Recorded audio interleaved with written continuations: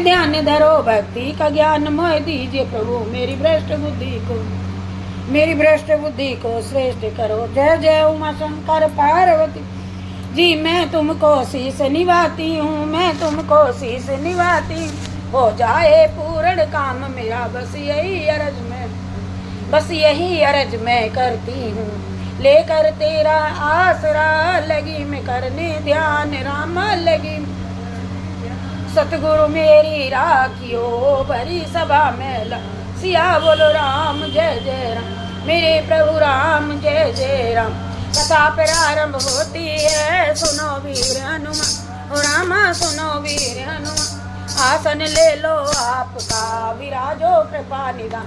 सिया बज राम जय जय, मेरे प्रभु राम जय जय। मंगल भाने अमंगल हारी, प्रभु सुर सुरत दीन दयाल विरत संभारी। हरौ नाथ मम संकट, बोलो श्री राम जय जय। बोलो श्री राम जय जय। बोलो श्री राम जय जय राम। बोलो श्री राम जय जय राम। बोलो श्री राम जय जय। हो बोलो श्री राम जय जय। बोलिए सियाबाजी रामचंद्र की जय, शिव भगवान की जय, शिव महापुराण की जय। कल वाले पाठ में पूरा संपूर्ण विंध्येश्वर संगीता संपूर्ण हो गया। अब सृष्टि खंड आ गया। रुद्र संगीता का प्रथम अध्याय सृष्टि खंड शिव महापुराण का।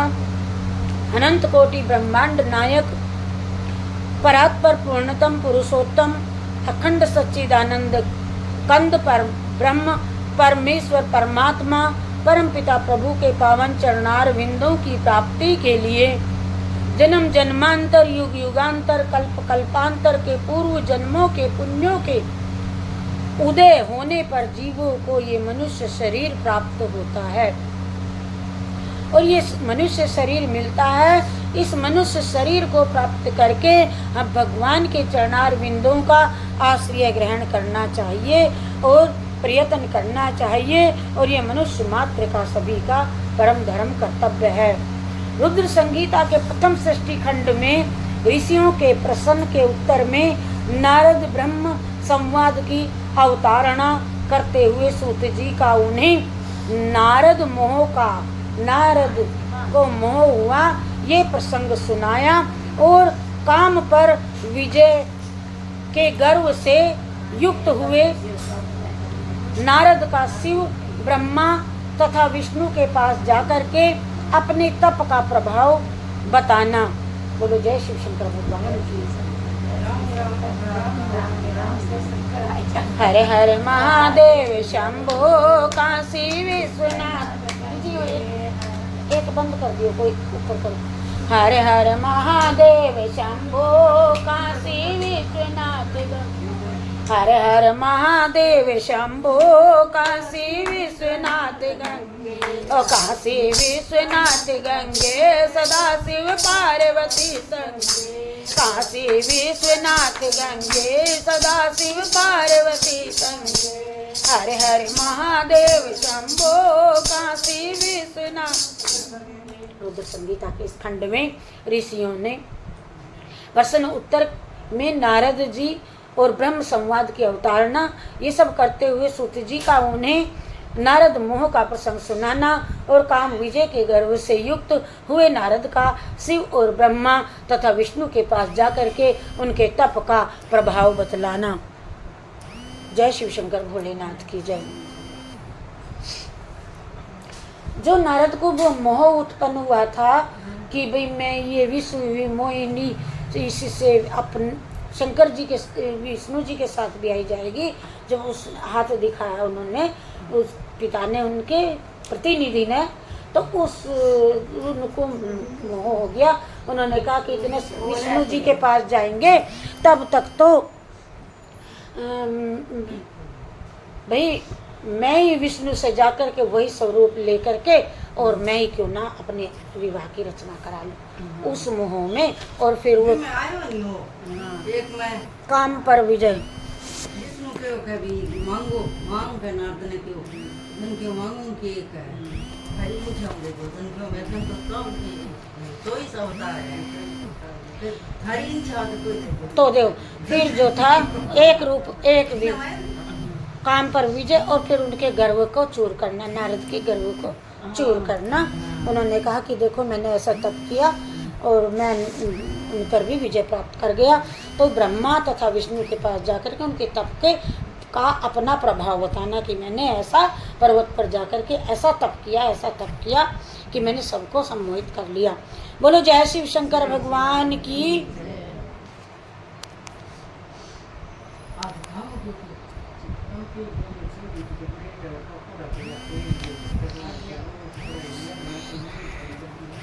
अरे शिव शिव और आदित्य शिवम वो तंग कर रहा मुझे, वो पापा को कहा अपना फोन उठा लेंगे।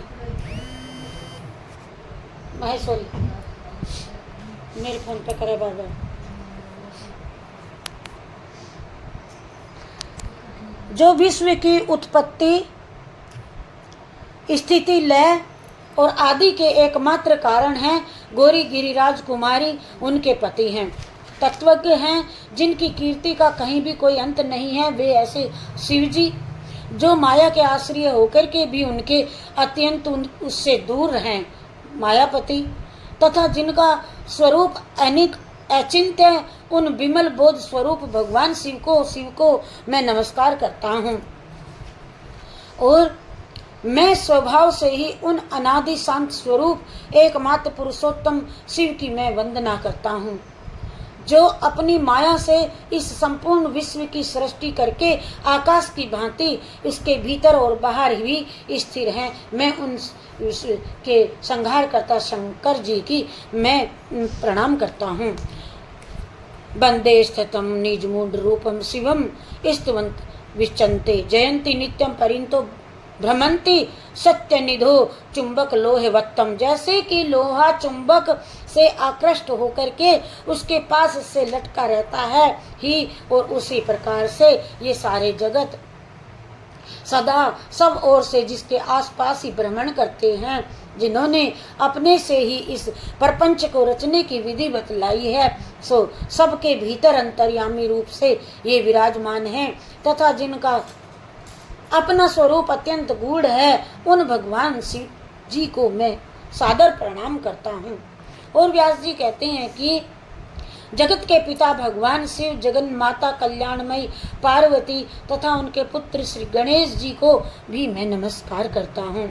और एक समय की बात है, वही कथा शुरू हो रही है नारद मुनि जी की, कि नैमिषारण्य में निवास करने वाले शौनक आदि सभी मुनियों ने उत्तम भाव के साथ सूत जी से पूछा, हे ऋषि बोले कि माँ भाग सूत जी, विंदेश्वर संगीता की जो साध्य साधन खंड नाम वाली शुभ एवं उत्तम वह कथा है, उसे हम लोगों ने आपसे सुन लिया है और उसका आदि भाग बहुत ही तो रमणीय है, तथा वह शिव भक्तों पर भगवान शिव का वात्सल्य स्नेह प्रकट करने वाली है। विद्वान, अब आप भगवान शिव के परम और उत्तम स्वरूप का वर्णन हम कीजिए, साथ ही शिव जी और पार्वती जी के दिव्य चरित्रों का तथा शिव और पार्वती के दिव्य सभी चरित्रों का पूर्ण रूप से हमें श्रवण कराइए।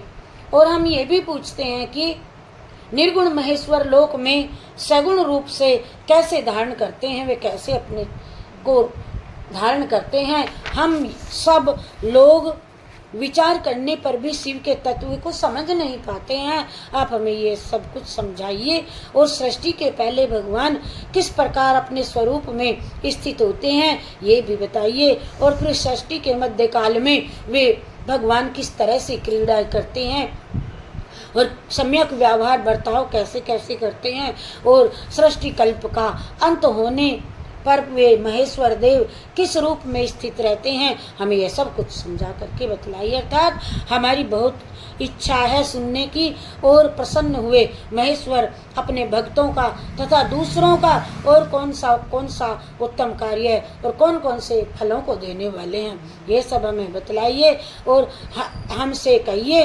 हमने सुना है कि भगवान शिव शीघ्रातिशीघ्र प्रसन्न हो जाते हैं, वे महान दयालु हैं और इसलिए अपने भक्तों वे कष्ट में नहीं देख सकते।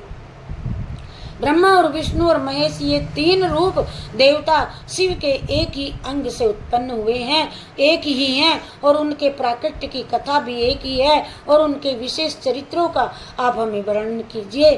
प्रभु, आप उमा के आविर्भाव और विवाह की भी कथा कहिए, विशेषतः उनके गृहस्थ धर्म का भी जो भी पालन है वह सब, और उनकी सभी चरित्र लीलाओं का वर्णन हमको सुनाइए। निष्पाप सूत जी, हमारे प्रश्न के उत्तर में आपको ये सब दूसरी कथा और दूसरी बातें हमें नहीं बतानी है, हमें केवल शंकर जी के ही जीवन के परिचय का उदाहरण दीजिए। सूत जी ने कहा कि अवश्य हम आपको ये कहानी सुनाएंगे। मुनीश्वरों, आप लोगों ने बड़ी ही उत्तम बात पूछी है। भगवान सदाशिव की कथा में आप लोगों की इतनी रुचि है कि जो आंतरिक निष्ठा हुई है आपकी, उसके लिए आप बड़े धन्यवाद के पात्र हैं। और ब्राह्मणों, आप शंकर का गुणानुवाद सात्विक, राजस और तामस तीनों ही प्रकृति के मनुष्यों को सदा सदा आनंद प्रदान करने वाला है। पशुओं की हिंसा करने वाले निष्ठुर कसाई के सिवा दूसरा कौन पुरुष इस कथा को नहीं, निष्ठुर कसाई के सिवा दूसरा कौन पुरुष उस गुणानुवाद को सुनने में ऊब सकता है। अर्थात कोई कसाई होगा जो इस कथा से ऊब जाए और जिसके मन में कोई तृष्णा नहीं, ऐसे महात्मा पुरुष भगवान शिव के उन गुणों का गान करते हैं, और क्योंकि वह गुणावली संसार रूपी रोग की भेषज दवाई है। यह दवा है और मन तथा कानों को ये सदैव प्रिय लगने वाली और संपूर्ण मनोरथों को देने वाली है। हे ब्राह्मणों, आप लोगों के प्रश्न के अनुसार मैं यथा बुद्धि प्रयत्न पूर्वक आज आपके सामने शिव लीला का वर्णन करता हूँ, तो आप सो आदर पूर्वक सुने।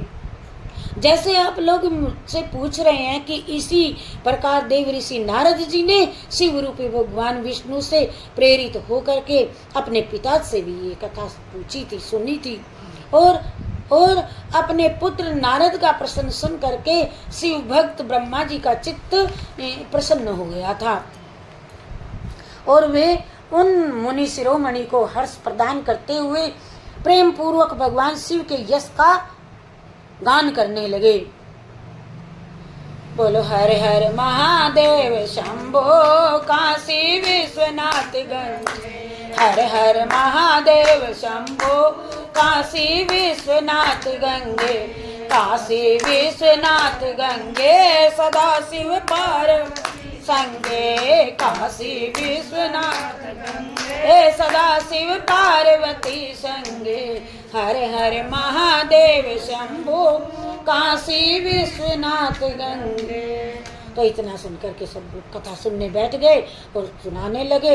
एक समय की बात है कि मुनि महाशिरोमणि विप्रवर नारद जी ने, जो ब्रह्मा जी के वे पुत्र हैं, विनीत चित हो तपस्या में मन लगाया और हिमालय पर्वत में कोई गुफा थी, वहां जाकर के निकट देव नदी गंगा के किनारे निरंतर वेग पूर्वक बहती थी और वहाँ एक महान दिव्य आश्रम भी था जो नाना प्रकार की शोभाओं से सुशोभित था।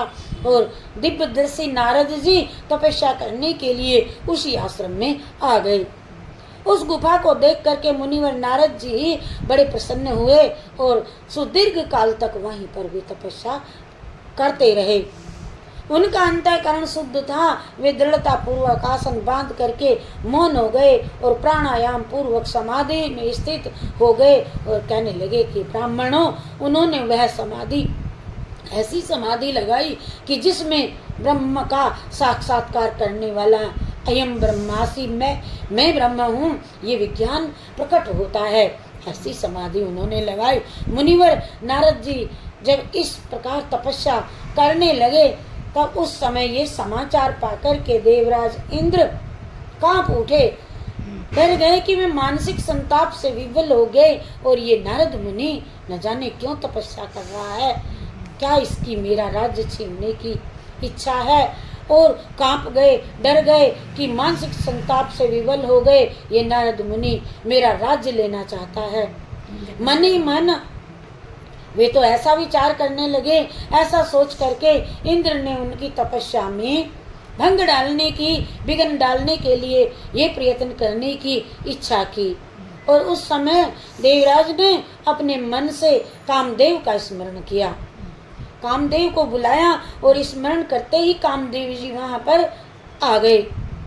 इंद्र ने उन्हें नारद जी को की तपस्या में विघ्न डालने का आदेश दे दिया और ये आज्ञा पाकर के कामदेव बसंत को साथ ले बड़े गर्व से उसी स्थान पर गए कि जहाँ ये उपाय उनको करना था।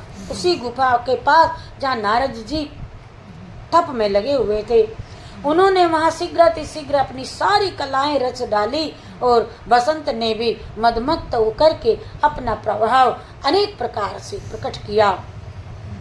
मुनिवरों, कामदेव और बसंत के अथक प्रयत्न करने पर भी नारद मुनि के चित्त में कोई किसी प्रकार का भी विकार उत्पन्न नहीं हुआ।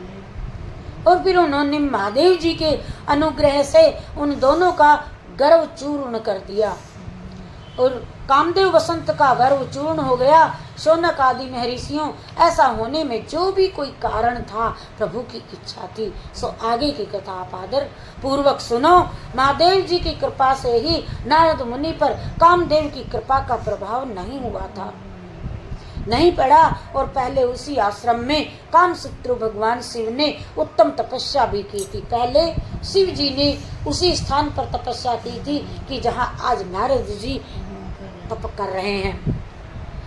तो इसी तरह से वही उन्होंने मुनियों की तपस्या का नाश करने वाली उन कामदेव को शीघ्र भस्म कर डाला था शंकर जी ने। यह वही जगह थी।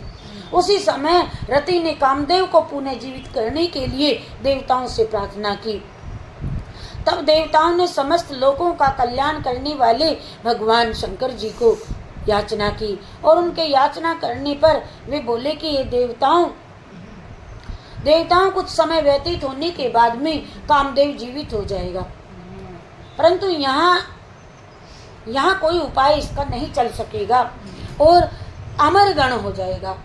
अमरगण यहाँ खड़े हो करके लोग चारों ओर जितनी दूर तक इस भूमि को अपनी आंखों से देख पाएंगे, वहां तक बाण का काम नहीं चल सकता, काम का बाण नहीं चल सकता, वहां तक कामदेव के बाणों का प्रभाव नहीं चल सकेगा। और इसमें कोई संशय नहीं है, सत्य है भगवान शंकर की इस उक्ति के अनुसार उस समय वहां पर नारद जी ने तपस्या की थी। नारद जी के प्रति कामदेव का निजी प्रभाव मिथ्या ही सिद्ध हुआ।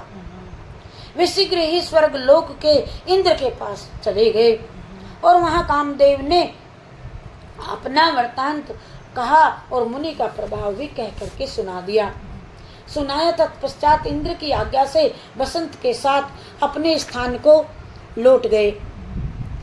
उस समय देवराज इंद्र को बड़ा विस्मय हुआ। उन्होंने नारद जी की बुरी प्रशंसा की, परंतु शिव जी की माया से मोहित होने के कारण वे उस वृत्तांत का स्मरण न कर सके। नारद जी, वास्तव में इस संसार के भीतर सभी प्राणियों के लिए शंभु की माया को तो जानना बड़ा ही कठिन है, और जिसने भगवान शिव के चरणों में अपने आप को समर्पित कर दिया है, उस भक्त को छोड़ करके शेष सारा जगत प्रभु की माया से मोहित हो गया है। और नारद जी भी आज भगवान की कृपा से वहां चिरकाल तक तपस्या में लगे रहे।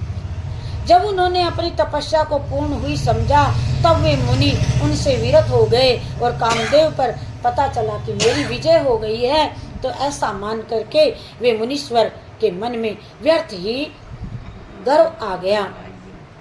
गर्व हो आया नारद जी के मन में और भगवान शिव की माया से मोहित होने के कारण उन्हें यथार्थ बात का कोई ज्ञान ही नहीं रहा। ये समझ ही नहीं पाए सके नहीं कि कामदेव के पराजित होने में भगवान शंकर जी की इच्छा थी। शंकर जी का प्रभाव ही तो ये कारण है। उस माया ने अत्यंत मोहित हो मुनि शिरोमणि नारद अपना काम विजय संबंधी वृत्तांत बताने के लिए तुरंत आदि कैलाश पर्वत पर चले गए। शंकर जी के पास उस समय वे विजय में इतने उन्मत्त हो रहे थे कि वहां रुद्रदेव को नमस्कार करके गर्व से उनसे बोले। गर्व के शब्दों से भरे हुए मुनि ने अपने आप को महात्मा मान करके तथा अपने ही प्रभाव से कामदेव पर अपनी विजय हुई समझ ली। समझ करके उनसे सारा वृत्तांत कह करके बताया, सुना दिया। और ये सब शंकर भक्त वत्सल भगवान शंकर जी नारद जी से सुना। नारद जी से जो अपनी शिव की ही माया से मोहित होने के कारण काम विजय के यथार्थ कारण को वे नहीं जानते थे। और शंकर जी मुस्कुराए, कहा रुद्र बोले तात नारद बता बेटा तू कहाँ से चला आ रहा है।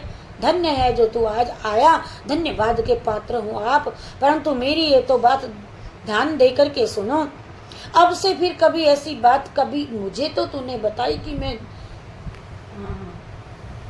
काम पर विजय पा गया, आगे कोई मिले नहीं बताना बेटा।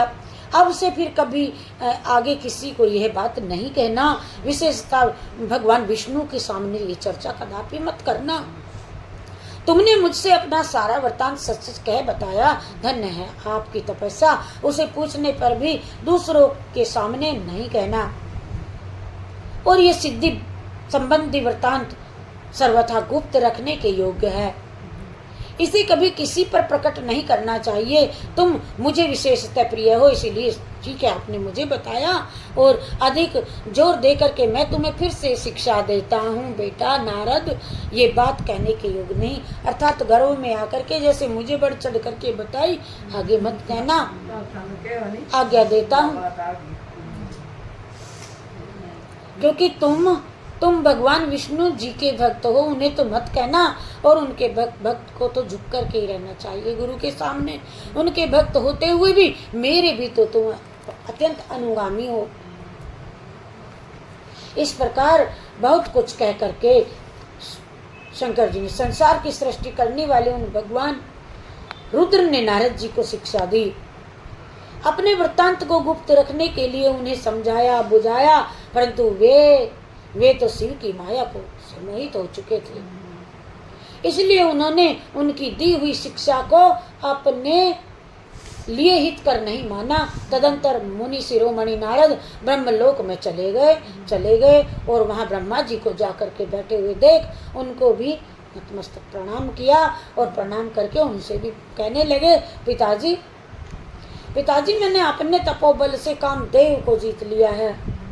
तप करके और उनकी ये बात सुनकर ब्रह्मा जी ने भगवान शिव के चरणार बिंदु का तुरंत स्मरण किया और सारा का सारा कारण जान लिया। ब्रह्मा जी ने जान करके पुत्र को कहा, बेटा आगे किसी को मत कहना। ये सब कहने के लिए शंकर जी ने तुम्हें मना किया था ना। तुम माया से मोहित हो गए हो, परंतु नारद जी शिव की माया से इतने मोहित हो गए थे कि अतः उनके चित्त के मद का अंकुर फूट गया था, जम गया था और उनकी वृद्धि तो मारी गई थी। इसीलिए नारद जी ने अपना सारा वृत्तांत भगवान आगे चल कर के विष्णु जी को भी कह सुनाया। और उनके चित्त में ये बात नहीं रुक पाई, इसलिए नारद जी ने अपना सारा वृत्तांत भगवान विष्णु जी के सामने भी वहाँ शीघ्र प्रकट कर दिया। वहाँ से शीघ्र विष्णु लोक में जाकर के और नारद मुनि को आते देख भगवान विष्णु बड़े आदर से उठे, बोले कहो वत्स क्या बात है। शीघ्र बढ़ करके मुनि को विष्णु जी ने हृदय से लगा लिया। मुनि के आगमन का क्या हेतु है ये जानने का पता लगा लिया। पहले ही पता था। नारद जी को अपने आसन पर बिठाया और बिठा करके भगवान शिव के चरणार बिंदु का चिंतन करके फिर श्री हरि जी ने उनसे पूछा, श्री भगवान विष्णु बोले, हे तात, कहाँ से आए हो, कहाँ से चले आ रहे हो, बड़े खुश दिखाई दे रहे हो, यहाँ किस लिए तुम्हारा आज आगमन हुआ अचानक। मुनि श्रेष्ठ, अरे मुनि तुम तो बड़े धन्य हो, तुम्हारे आगमन से मैं तो आज पवित्र हो गया हूँ। विष्णु जी ने कहा। भगवान विष्णु का ये वचन सुन करके गर्व से भरे मुनि नारद जी ने मद से मोहित होकर के अपना सारा वृतांत बड़े अभिमान के साथ बताया। नारद मुनि का वह अहंकार युक्त वचन सुनकर मन ही मन भगवान विष्णु जी ने उनकी काम विजय के यथार्थ कारण को पूर्ण रूप से जान लिया, समझ लिया। और फिर तत्पश्चात विष्णु जी बोले, ए मुनि श्रेष्ठ, तुम तो बड़े धन्य हो, तुम तो तपस्या के भंडार हो ही पहले से ही तुम्हारा हृदय बड़ा उदार है। और हे मुनि, जिनके भीतर भक्ति होती है, ज्ञान होता है, वैराग्य, उसी के मन में समस्त दुखों को देने वाले काम के मद को तुमने चूर कर दिया। मोह आदि विकार शीघ्र उत्पन्न होते हैं जिनके, तुम तो नैष्ठिक ब्रह्मचारी हो और सदा ज्ञान वैराग्य से युक्त रहते हो, फिर तुमने काम पर विजय कैसे पाई, बताओ। पूछते हैं विष्णु जी, होले होले, तुम तो जन्म से ही निर्विकार तथा शुद्ध बुद्धि वाली हो। श्री हरि की कही हुई ऐसी बहुत सी बातें वहाँ हुई और सुनकर के शिरोमणि नारद जोर जोर से हंसने लगे और मन ही मन भगवान को प्रणाम करके इस प्रकार से कहने लगे, हे स्वामिन।